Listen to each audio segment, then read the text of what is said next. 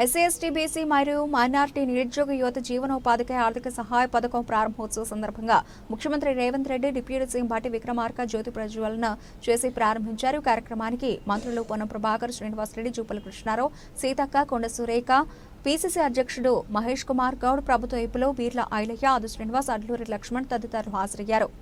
మన రాష్ట్రంలో జరుగుతున్నటువంటి విద్యుత్ డిమాండ్ కూడా ఊహించని విధంగా పెరుగుతూ ఉంది. పెరుగుతున్నటువంటి ఈ విద్యుత్ డిమాండ్ని మనం సంపూర్ణంగా పూర్తి స్థాయిలో ముందుకు తీసుకొని పోకపోతే కూడా భవిష్యత్తులో చాలా ఇబ్బందులు ఎదుర్కొనేటువంటి సమస్య ఉంటుంది.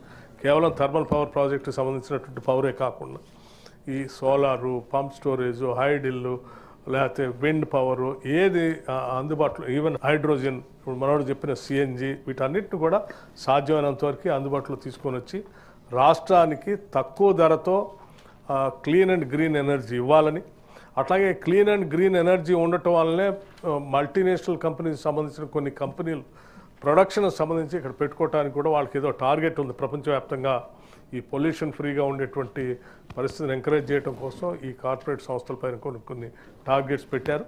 ఆ percentage of clean green energy వాళ్ళకి అందిస్తేనే వాళ్ళకి అటువంటి వెసులుబాటు వస్తుంది. కాబట్టి దానికోసం కూడా కార్పొరేట్ సంస్థలు కూడా ఎదురు చూస్తున్నాయి.